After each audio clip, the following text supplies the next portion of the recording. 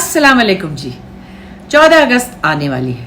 یعنی یہ وہ دن ہے جو ہم ہر سال بڑی خوشی سے مناتے ہیں، اپنی آزادی کی خوشی میں، اپنی انڈیپینڈنس کی یاد میں. اس دن ہمیں اپنا ملک حاصل ہوا تھا، ہم نے ایک بہت بڑی نعمت پائی تھی، اللہ تعالیٰ نے ہم پر بہت بڑا کرم کیا تھا. خیر، ہم اس کو یاد کرتے ہیں، اس دن ہم پروگرامز کرتے ہیں، اس دن ہم باتیں کرتے ہیں، اس دن ہم ٹیلی ویژن پہ خصوصی پروگرام دیکھتے ہیں، ریڈیو پہ بھی دیکھتے ہیں. پھر ہم ظاہر ہے کہ قائد اعظم کے اقوال دہراتے ہیں، علامہ اقبال کے اقوال دہراتے ہیں، اور ہم وہ تمام باتیں کرتے ہیں جو کہ کتابی باتیں ہوتی ہیں، پریکٹیکل نہیں ہوتی. یہ وہ سب باتیں ہیں جو ہمارے لیے بہت ضروری ہیں، ان کو یاد کرنا بھی ضروری ہے. لیکن صرف یاد کرنا ضروری نہیں ہے، ان کو اپنی زندگی میں امپلیمنٹ کیسے کرنا ہے وہ بھی ضروری ہے. ایکچولی تو وہی ضروری ہے. قائد اعظم تو چلے گئے اللہ کے پاس ہمارے لیے اتنا بڑا کام کر کے. علامہ نے ہمارے لیے خواب دیکھا، یا مولانا محمد علی جوہر، مولانا محمد علی شوکت، پھر نوابزادہ لیاقت علی خان صاحب اور سہروردی صاحب، بہت بڑے بڑے جو لیڈر تھے، انہوں نے پاکستان کو بنانے میں اور اس کی مہم میں قائد اعظم کے ساتھ ان کا ساتھ دیا. یہ سب تو ہو گیا، وہ تو اپنا کام کر کے چلے گئے. اب ہم کیا کرتے ہیں کہ ہم ان کی باتوں کو ریپیٹ کرتے رہتے ہیں، اور ہم کہتے ہیں انہوں نے یہ فرمایا، انہوں نے یہ فرمایا، انہوں نے تو فرمایا. آپ نے کیا کیا؟ میں نے کیا کیا؟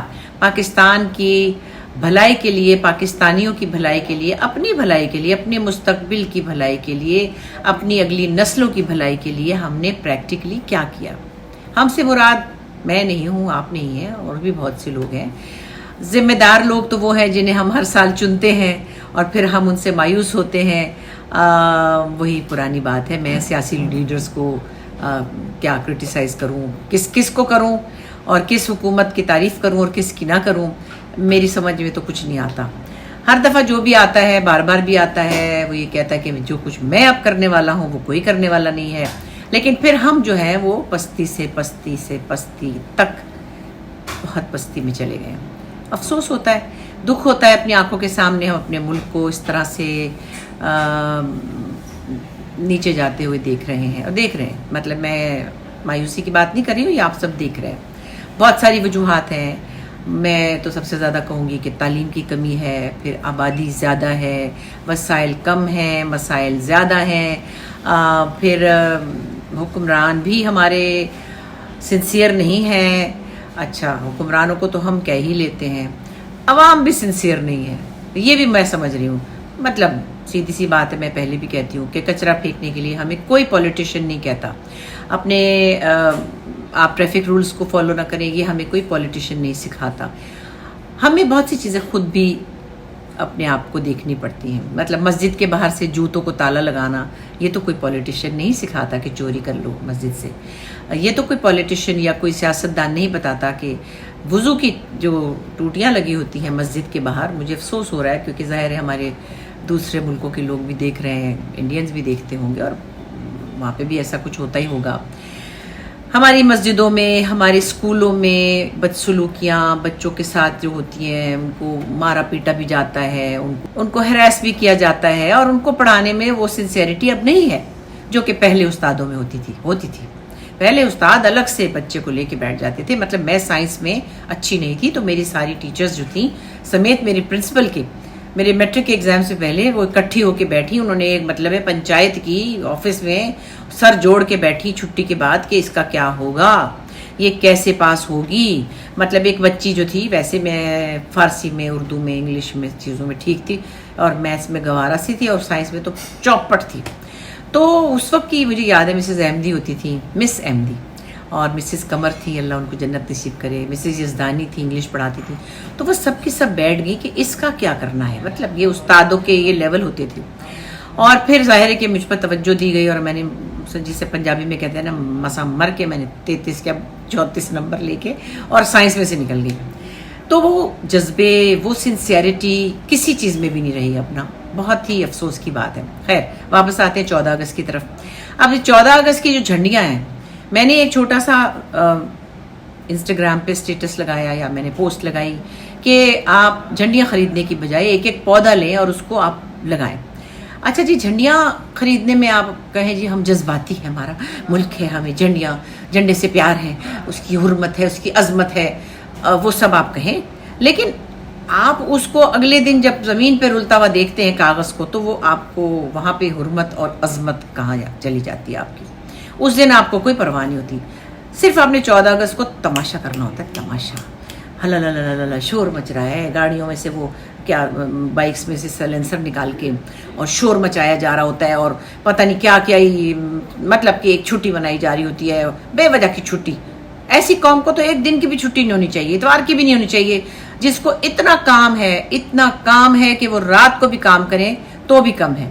लेकिन हमें तो छुट्टियां चाहिए, सैटरडे संडे की छुट्टी। भाई हम क्यों लें सैटरडे संडे की छुट्टी? है तो गोरे लेते हैं, 5 दिन वो गधों की तरह काम करते और उनका मुल्क देखें, उनके डिसिप्लिन देखें, उनके सिस्टम देखें। हमें तो कोई हक ही नहीं है छुट्टी करने का, मगर अब हमारी हुकूमतों ने छुट्टियां दे दी हैं। फिर आप कहते हैं जी 14 अगस्त की छुट्टी, 11 सितंबर की छुट्टी, 9 सितंबर की छुट्टी, 25 दिसंबर की छुट्टी, ईद की 3 छुट्टियां, फलान की। एक दिन मैंने कहा था जी इतनी छुट्टियों की क्या जरूरत है ईद पर, तो लोगों ने मुझे बड़ी बातें बनाई कि जो लोग दूर से आए होते हैं, अपने घरों को जाते हैं, गांव से दूर होते हैं, घरों से दूर होते हैं, उनको तो 8 दिन चाहिए। अच्छा चलो मैं समझ गई, मेरी कोताही है। ऐसे कुछ लोगों को अगर चाहिए छुट्टी तो एक अलग बात है, लेकिन जनरली जो कराची में, लाहौर में, इस्लामाबाद में, किसी गुजरावाले में अपने घर में बैठा हुआ है, वो लेट कर टांग के पर टांग रख के ईद की 3-4 छुट्टियों में तो खाने खा रहा होता है, घर वाली खाने बना रही होती है, किसी रिश्तेदार के घर खाने जा रहा होता है, या लेट के टीवी देख रहा होता है। किस तरह का दिन होता है जो कंस्ट्रक्टिव ना हो, मेरी समझ से बाहर है। मैं आपको अभी भी बता रही हूँ, इस उम्र में भी, इस स्टेज के ऊपर भी, मैं सुबह जब आंख खोलती हूँ अल्लाह के फजल से पहले तो अल्हम्दुलिल्लाह कहती हूँ, फिर सोचती हूँ अच्छा क्या क्या करना है आज का दिन, मैंने क्या क्या करना है। मतलब मैंने कोई तोप नहीं चलानी होती, मैंने आज DHA जाना था, मेरा कार्ड रिन्यू होना था, मेरा लाइसेंस एक्सपायर हो गया था, मैंने वो लाइसेंस के दफ्तर जाना था, फिर मैंने बैंक का कोई काम करना था। आजकल मैं शूटिंग नहीं कर रही हूँ, मेरे बच्चे आए हुए हैं।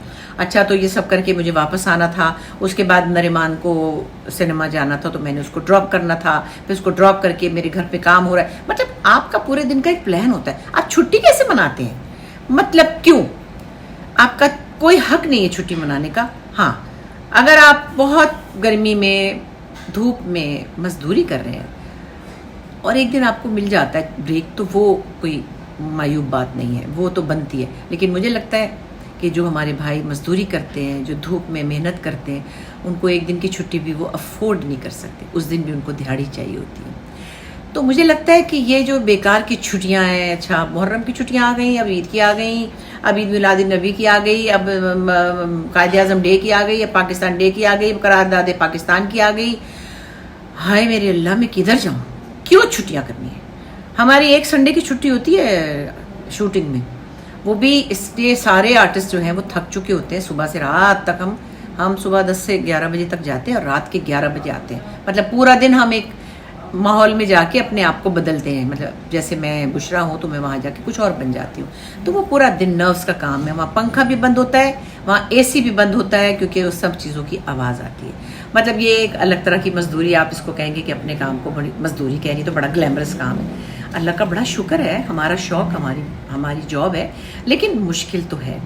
सर्दियों में गर्मियों के कपड़े भी पहनने पड़ते हैं। आप जो ड्रामा आजकल देख रहे हैं ना, ये कभी तुम कभी हम, ये नवंबर में लास्ट ईयर शुरू हुआ था, तो सर्दियाँ थी, मैंने भी शॉलें पहनी हुई थी, इमाद इरफानी ने बड़ा स्वेटर पहना हुआ था। अब उसके साथ के जो सीन अब हुए हैं तो वो गर्मियों में हमें पहनना पड़ा। तो ये होता है, सभी करते हैं। तो बात यह है कि हर काम में मेहनत है, लेकिन आप बगैर किसी वजह के कोई काम किए बगैर एक दिन कैसे गुजारते हैं, ये मेरी समझ से बाहर है। सो फिर वापस आ रही हूँ 14 अगस्त की तरफ। अब ये जो हमारे पास माहौलियाती प्रॉब्लम्स आ रहे हैं, सब तरफ हैं, दिल्ली में भी इतनी पोल्यूशन है, लाहौर में भी है, स्मॉग है, फलान है, तो ये हमारा पूरा खित्ता जो है ना, ये परेशान है। हम तो परेशान हो गए, हमने तो कुछ थोड़ा वक्त अच्छा भी देख लिया। अगली नस्लों को हम क्या दे के जा रहे हैं? धुआं, धूल, मिट्टी, गर्मी, सर्दी, मुसीबतें, तूफान। उनकी खातिर जो आपके बच्चे हैं, उनके बच्चे हैं और आगे उनके बच्चे होंगे, उनकी खातिर आप ये झंडियाँ वंडियाँ बंद करें।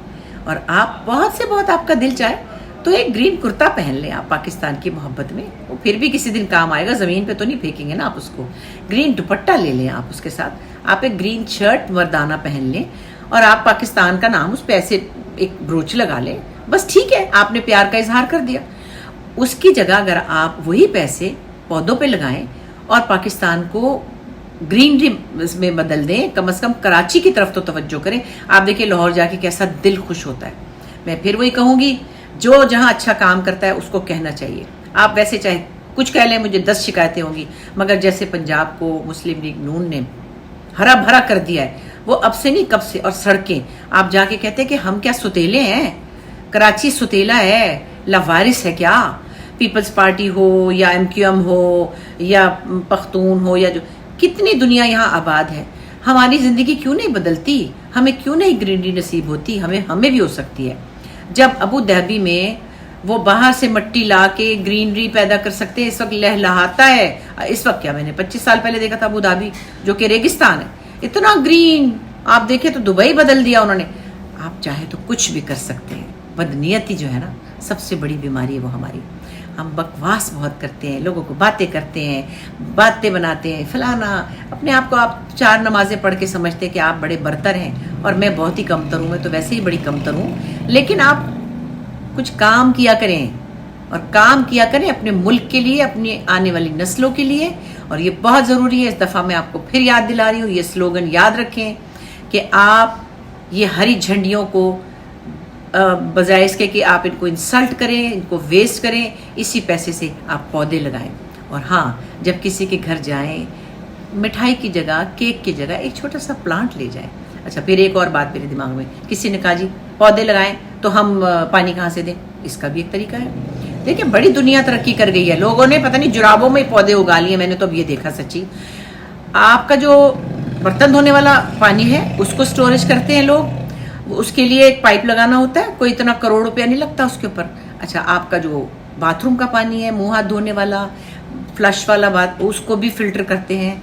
ये 2 पाइप आप फिट करा सकते हैं अगर मेरे जैसे लोग जो फ्लैट में रहते हैं या किसी छोटे घर में रहते हैं।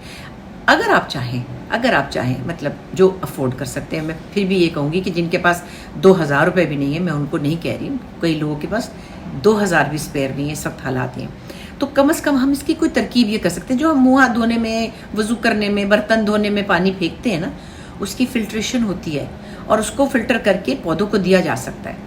सड़क के किनारे भी हो तो आप अपने घर के बाहर जाके, जैसे आप कचरा फेंकते हैं ऐसे आप पानी फेंक दें वहाँ पे।